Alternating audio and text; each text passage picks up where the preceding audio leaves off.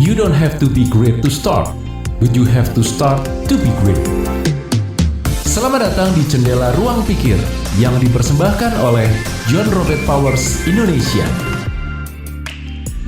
Selamat pagi Clickers, ini merupakan edisi yang kita sematkan di program Obrolan Pagi. Dan hari ini kita punya kesempatan ruang untuk ngobrol-ngobrol dengan Pak Andrew Ardianto, CEO dari JRP Indonesia. Dan untuk pertama saya mohon maaf nih, Pak Andrew selamat pagi. Selamat pagi. Terima kasih Pak Andrew, mohon maaf Pak Andrew telat 8 menit. Jadi Okay. saya lalai sehingga saya harus molor 8 menit Pak Andrew. Terima kasih untuk berkenan menunggu sekaligus mengingatkan. Pak Andrew, hari ini kita bahas tentang sebuah tema yang luar biasa, yaitu storytelling. Dan ini hubungannya dengan business presentation storytelling. Betul. Sebagai pelaku usaha, apakah itu di level eksekutif, di level CEO, atau mungkin juga di level staff, bahkan di level pimpinan, kalau kita bicara soal presentasi, memaparkan dalam tanda petik, menampilkan profil perusahaan kita, atau jasa kita, produk kita, itu selalu ya bisa saja terjadi kapan-kapan gitu ya, sewaktu-waktu gitu. Dan yang cukup menarik dalam konsep business presentation, itu selalu ada seruan untuk menggunakan konsep storytelling. Nah, sebagai awal Pak, saya penasaran juga nih, bagaimana Pak Andrew menerjemahkan atau mendefinisikan storytelling dalam konteks presentasi bisnis Bapak? Oke, jadi ini salah satu juga yang memang sekitar 2-3 tahun terakhir di-request oleh beberapa klien kami di JRP ya, bahwa mereka minta diajarin tentang business presentation yang lebih bersifat storytelling. Nah, menariknya adalah banyak orang tidak menyadari bahwa sebetulnya business presentation dan storytelling itu memiliki esensi yang kurang lebih sama. Jadi ada narasi di dalamnya, penjelasan ya, ada yang bersifat juga deskripsi, pengupas, lebih ke melukiskan ya. Kalau deskripsi itu kan memberikan lukisan secara verbal. Kemudian ada juga yang bersifat persuasi, mempengaruhi, dan juga ada unsur eksposisi, pengupasan tentang sesuatu di dalamnya. Nah, storytelling itu berbeda dengan cuman orang sekedar membaca. Di mana storytelling itu melibatkan faktor emosional, melibatkan faktor keterampilan untuk kita memainkan kata-kata, pemilihan kata. Dan kadang-kadang kalau kita berbicara tentang storytelling yang bersifat, misalnya ada pertunjukan ya, ada pertunjukan storytelling, dan di luar negeri itu kan sering ya ada seperti puppet show dan sebagainya. Itu selalu akan ada props. Entah itu dalam bentuk busananya, entah itu dalam bentuk tindakan-tindakan tertentu, atau alat-alat tertentu. Nah, presentasi itu sebetulnya juga melibatkan ini semua. Nah, kenapa disebut business presentation? Berarti apapun yang kita presentasikan tuh harus punya nilai jual. Ya, betul. Nah, itu. Termasuk diri sendiri itu menceritakan tentang diri kita, profil kita itu juga harus bersifat selling kalau begitu Pak ya? Sangat. Karena salah satu hal yang paling esensi dikuasai oleh seorang yang sedang mempersiapkan presentasinya adalah bukan nyiapin bahan presentasi dulu. Tapi yang mereka harus siapkan adalah si presenternya. Artinya pembawa ceritanya ini, pembawa presentasinya ini harus dipersiapkan. Berarti ya kita mesti jualan diri dulu. Iya. Kalau bicara soal presentasi diri atau mungkin juga menceritakan tentang diri sendiri, ini saya sering menemukan terkadang taunya sangat-sangat dangkal. Saya Iman, anak kedua, lahir di Surabaya, begini, terus selanjutnya gitu. Betul. Kalau dari awal tadi Pak Andrew, saya jadi tertarik. Kalau tadi dari penjelasan Pak Andrew awal tentang definisi, kemudian manfaat storytelling dan pentingnya storytelling, itu pilihan kata-kata, kok seakan-akan semacam ada unsur seninya di situ Pak Andrew. Betul banget. Gimana itu Pak? Gimana itu? Karena ini bicara tentang seni ya. Ada orang-orang yang semata-mata menilai seni itu hanya identik dengan sebuah talent atau bakat. Tetapi sebenarnya bakat tanpa skill, maka seni ini tidak akan berkembang. Mau kita bicara tentang pemain musik gitu ya, dia mungkin talented dalam hal, ada orang-orang yang punya karunia khusus ya, punya bakat khusus untuk disebut pitch perfect. Tapi kalau dia tidak pernah melatih keterampilannya bernyanyi, maka speech perfect apapun juga nggak akan ada gunanya gitu. Betul, betul, betul. Nah, begitu pula dengan kita. Misalnya tadi Mas Iman mengatakan anak kedua gitu ya. Mhm. Pertanyaannya adalah emang ada apa dengan anak kedua? Hmm, Bagaimana itu bisa menjadi identitas kita yang sebetulnya bisa menjadi nilai jual? oke. Misalnya nih kita ambil stereotip umum ya, katanya nih ya, anak Mhm. tengah itu sering mengalami sandwich effect, sering tidak ternotis di keluarga, itu katanya gitu ya. Iya betul. Loh, tapi kan kita justru bisa menjadikan itu sebagai nilai jual kalau katanya orang anak kedua itu sering tidak ternotis, tapi saya justru adalah anak kedua yang paling dinotis di dalam keluarga. Oke, iya, Nah, iya. bahwa itu menjadi sebuah cerita yang kita bisa angkat pada waktu kita menjual diri kita kan. Ya, betul, betul, betul. Iya, pernah jadi ingat dengan wawancara dulu pertama kali saya di tempat lama tuh Hmm. Pak Andrew. Mm-mm. Jadi saya tolong ceritakan tentang dirimu Man gitu. Saya ceritakan saya Iman Dwiartanto lahir di Surabaya. Saya anak kedua dari 4 bersaudara, tapi saya adalah anak laki-laki pertama dari 4 bersaudara. Nah, Waduh. bahwa ada tadi kan nih menarik ya. Tadi waktu Mas Iman mengatakan tentang bahwa saya adalah anak pertama itu ada aksen. Mhm. Nah, kenapa ada aksen? Karena sebenarnya entah kita sadar atau tidak, pada waktu kita melakukan presentasi dalam bentuk apapun, wawancara termasuk wawancara kerja termasuk presentasi juga ya. Iya, betul. Ada skenario yang sedang kita buat di kepala kita. Nah, tetapi pertanyaannya, kita sadar nggak kita membuat skenario itu secara sadar, artinya secara sengaja, atau itu dibiarkan terjadi begitu aja? Hmm. Sehingga begitu ada hal-hal yang di luar dugaan, kita jadi kaget. Oh, oke. Biasanya kalau bicara soal presentasi dan storytelling ini, Ya, kalau gitu unsur-unsur apa Pak yang wajib kita sematkan dalam sebuah presentasi bisnis yang punya gambaran storytelling tadi Pak? ya. Satu, saya selalu akan mengatakan bahwa kita harus memahami skenarionya. Mhm. Storytelling itu adalah tentang kita memahami skenario kan. Bahwa waktu kita menceritakan sesuatu, contoh nih ya, saya suka banget dengan beberapa novel. Saya bukan pembaca novel, tetapi ada beberapa novel yang saya baca dan saya suka. Itu satu Lord of the Rings, Mhm. Sherlock Holmes, Oh, oke. gitu ya, dan Chronicles of Narnia. Ini tiga novel yang sama satu lagi Musashi. Oke, Ya, baik. saya suka banget dengan 4 novel ini. Mhm. Kenapa? Karena si pengarang-pengarangnya ini bisa memberikan sebuah scenery atau skenario yang benar-benar membuat kita itu berasa kayak, oh kita tuh lagi di sini nih. Mhm. Nah, seorang yang sedang mempersiapkan presentasinya harus memahami di skenario apa mereka berada. Artinya dalam hal ini memahami audiensnya akan tipenya seperti apa, kebutuhannya apa yang menjadi challenge-nya mereka, Mhm. gitu ya.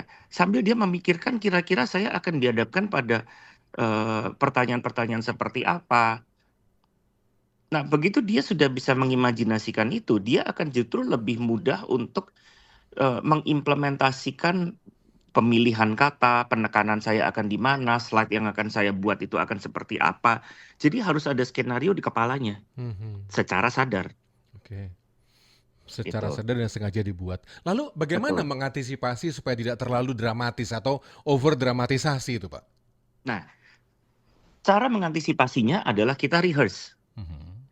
Jadi kan gini, di dalam contoh ya kita ngomong filmmaking nih, membuat film. Ya.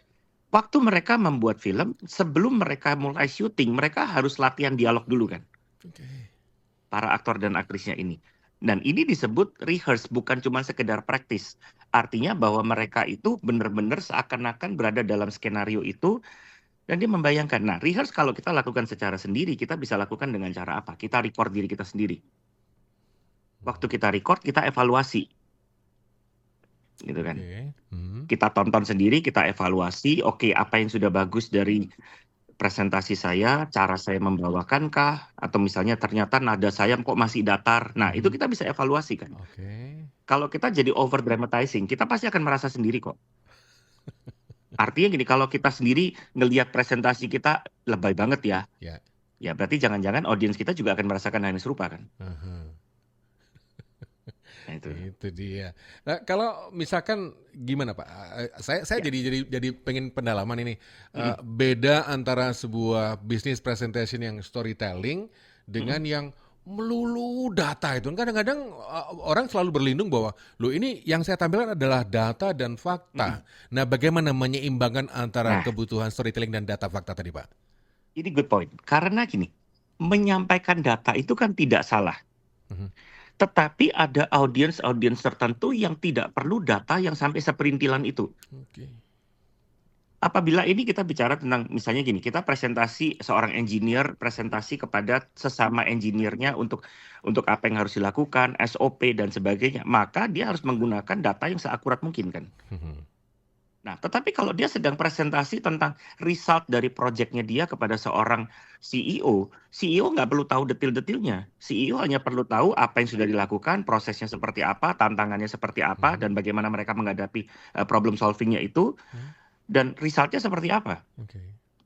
Artinya bahwa mereka tidak perlu menyampaikan bahwa misalnya gini, tahun ini bisa kita ngomong sales nih ya. Mhm. Tahun ini kemarin tahun 2021 kita menyampai target sekian, 2022 nyampe target sekian. Nah, jadi bukan tentang target secara detailnya yang perlu kita bahas, tetapi mungkin grafiknya. Bahwa tahun 2021 ke 2022 kita mengalami penurunan, tapi mulai 2023 sampai 2025 kita mengalami kenaikan rata-rata. Nah, kan tidak perlu detail-detail. Ya. Rata-rata setahun kurang lebih 15-20%. Hmm. Gitu loh. Oke. Kalau mereka meminta data yang lebih detail, Mhm. kita bisa berikan secara terpisah. Ada follow up-nya gitu ya. Betul. Mhm. Baik. Terus ini Pak, saya Mm-mm. dan beberapa kali menemukan ada sebuah keadaan yang mungkin orang itu kalau presentasi Mm. ibaratnya hanya membaca materi yang ada di PowerPoint itu Pak. Nah, kalau kita bicara soal presentasi bisnis kan kadang kita juga menggunakan sarana-sarana bantu itu gitu. Ya, Nah, untuk ya, menghindari supaya kita nggak terkesan membaca apa yang ada di layar ya. dengan bagaimana mengcapture supaya penampilan kita tuh masuk dengan cara storytelling gimana ya Pak ya? Nah, ini poin bagus. Karena gini, masih ingat zaman kita kecil dulu, kita belajar deklamasi puisi. Aha. Deklamasi puisi itu bukan baca puisi. Oke. Artinya kembali lagi, kayak tadi saya di awal bilang, bahwa kita melibatkan faktor emosi di dalamnya. Mhm. Nah, sama storytelling itu atau kita membawakan presentasi dengan style storytelling adalah kita memiliki faktor emosi di dalamnya sehingga yang kita sampaikan ini bukan cuma sekedar membaca dan menghabiskan slide. Karena ini dari perjumpaan selama saya mengajar Ya. sekian hampir 20 tahunan ini ya Mhm. tentang presentasi. Saya menjumpai kenapa orang cenderung membaca presentasi. Karena sebetulnya dia dari awal dia sendiri tidak berdamai dengan identitas dirinya untuk dia presentasi. Oh. Artinya dia punya confidence problem nih. Oke. Dan itu terjadi kadang-kadang dia tidak sadar gitu kan. Tetapi kalau orang cenderung membaca, itu adalah sebuah defense mechanism, coping mechanism untuk dia menutup ketidakpercayadiriannya. Nah, itu. Oke, ini menarik ini. Clickers yang baru bergabung, sekarang kita lagi ngobrol-ngobrol dengan Bapak Andrew Ardianto. Beliau adalah CEO dari John Robert Powers Indonesia. Dan tema pagi ini kita membahas tentang business presentation dan storytelling, begitu ya. Business presentation, storytelling. Pak Andrew, saya juga ingin lakukan pendalaman, Pak. Saya itu kan kadang-kadang melihat ada orang yang materi presentasinya dibuatkan dan yang tampil itu adalah orang yang berbeda. Sehingga blunder-blundernya kelihatan gitu. Kalau orang ini mikir gitu. Nah, kalau menurut dari pengalaman Pak Andrew dengan puluhan tahun pernah mengajar gitu ya. Kesalahan apa sih yang umum yang sering dilakukan oleh presenter saat tampil dengan ala-ala storytelling tadi, Pak? Nah, jadi gini, kesalahan pertama idenya bukan muncul awal dari dia. Dari si presenter itu. Gitu ya. Karena gini, kita di dalam dunia profesi ada profesi yang disebut sebagai ghostwriters. Orang-orang yang menulis buku mewakili si pemilik ide sesungguhnya. Kan? Tetapi begini, sekali lagi idenya adalah dari si yang punya ide kan. Betul. Bukan dari si penulis bukunya. Ya. Penulis buku ini hanya mengelaborasikan, memperluas ide tersebut. Nah, itu kesalahan pertama. Kesalahan kedua, setelah jadi presentasinya dibuatin, nggak dibaca, nggak dipelajari, tidak di-rehearse dulu, Mhm. gitu loh. Akhirnya apa? Jadinya dia gelagapan karena dia bingung antara satu slide yang lainnya, bagaimana cara mengaitkan satu slide dan lainnya karena flow-nya jadi berantakan kan. Mhm. Nah, saya pernah dalam beberapa kali kejadian saya diminta untuk mendadak menggantikan guru karena guru tersebut benar-benar lagi urgent berhalangan, gitu ya. Nah, apa yang saya minta? Saya nggak mungkin ganti makalahnya kan, karena makalah udah diberikan kepada peserta sebelum pelatihan, karena ini benar-benar kejadian 2 jam sebelum kelas tersebut dimulai. Ya. Ya, saya harus menggantikan beliau. Saya minta makalahnya dan saya langsung go through the makalah gitu kan. Saya go through makalah, oke di sini poinnya apa, saya akan menyampaikannya seperti apa. Mhm. Saya menyampaikan dengan gaya sendiri tapi pakai makalah guru tersebut. Oke. Tetapi saya memahami isi makalah itu, saya mempelajari dan saya mempelajari flow-nya juga, Mhm. gitu Mhm. loh. Jadi Sehingga makalah ini disampaikan walaupun dengan berbeda nama karena jadi ini memang kejadiannya pada waktu itu guru kami meninggal, Mas. ya, ya, ya. Jadi mau tidak mau saya harus gantikan dong, Ya, ya kan? substitusi. Oke. Substitusi gitu Ya. kan. Dan saya dari awal saya sudah mengatakan bahwa ini memang bukan makalah saya tetapi saya akan menyampaikan karena secara esensi saya memahami esensinya, Mhm. gitu. Oke. Nah, saya langsung gantiin, Mhm. gitu. Ada kata kunci yaitu persiapan, membaca sebelum tampil Yes, kalau gitu. Nah, strategi yes. yang pas, Pak. Mungkin ada Pak Endro punya tips. Mm, Strategi yang pas untuk kita bisa betul-betul siap untuk tampil dengan materi itu gimana ya, Pak? Oke. Saya melihat keterampilan kita untuk berimajinasi tadi yang seperti saya tadi di awal saya ceritakan gitu ya, mengimajinasikan skenario itu akan sangat powerful, bukan hanya keterampilan menurut saya, tapi kita harus memiliki kebiasaan untuk menskenariokan. Mhm. Jadi ini juga salah satu habit yang saya biasakan untuk bertanya kepada tim yang memberikan saya tugas permintaan untuk mengajar di sini sini sini. Saya akan selalu tanyakan mereka butuhnya apa, ini siapa aja yang bakal datang, orang-orangnya siapa aja, sehingga saya bisa bermain seperti orang bermain catur dengan shadow playing-nya, Mhm. gitu ya. Nah, orang shadow playing itu kan dia bukan hanya sekedar memikirkan langkah apa yang dia mau ambil, tetapi dia akan dihadapkan pada berbagai macam kemungkinan potensi result. Betul. Nah, membuat skenario itu kalau kita sudah terbiasa membuat skenario seperti ini, sebenarnya kita bisa lakukan ini dalam waktu 2 sampai 5 menit itu pun cukup sebenarnya, Mhm. gitu loh. Nah, tapi ini lagi-lagi harus dibiasakan dan supaya kita bisa makin kaya dengan skenario, tips berikutnya yang tidak kalah pentingnya adalah harus banyak baca. Hmm. Kita tidak mungkin jadi storyteller yang baik kalau kita bahkan tidak suka membaca. Karena membaca itu memperkaya kosakata kita, membaca itu memperkaya pengetahuan kita, supaya waktu kita mengimplementasikan itu, kita bisa punya banyak pilihan. Oke. Ya, ya, ya. Ini dia. Ini masalah membaca ini masalah kronis kalau gitu untuk bangsa kita, Pak ya. Baik. Baik. Jadi dan yang sorry ini saya tambahkan ya, Monggo, yang monggo. dibaca jangan cuma drama-drama aja gitu, tapi benar-benar sesuatu yang membuild diri sendiri gitu ya Iya. salah satunya. Related dengan pengembangan diri gitu Yes. ya dan juga profesi. Pak Andrew katakanlah sebagai Ya, pamungkas ini mungkin closing statement sekaligus. ya. Kalau Pak Andrew dari awal sampai dengan sekarang bisa merangkum tentang business presentation storytelling dalam satu kalimat itu seperti apa kalimatnya? Monggo Pak Andrew. Oke. Jadi presentasi dan business presentation dan storytelling keduanya memiliki esensi yang sama, yaitu bahwa di dalamnya kita akan mengajak siapapun yang menjadi audiens kita itu untuk follow our ideas. Mhm.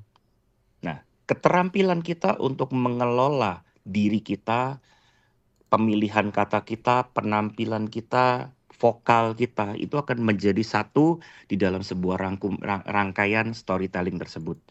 Jadi selalu biasakan memperkaya diri dengan pengetahuan, memperkaya diri bukan hanya pengetahuan tetapi juga kebijaksanaan, artinya mengimplementasikan pengetahuan itu dalam keseharian dan perkaya diri kita supaya kita makin terampil di dalam business presentation sekaligus storytelling itu tadi. Siap. Pak Andrew terima kasih ngobrol singkat dengan Terima hari kasih ini. banyak.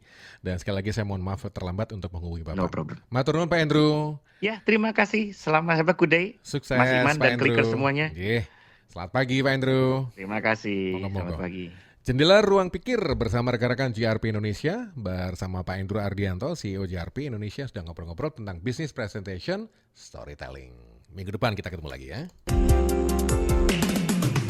Terima kasih sudah mendengarkan Jendela Ruang Pikir yang dipersembahkan oleh John Robert Powers Indonesia, the personality development provider for individuals and corporate who seek to achieve their full potential.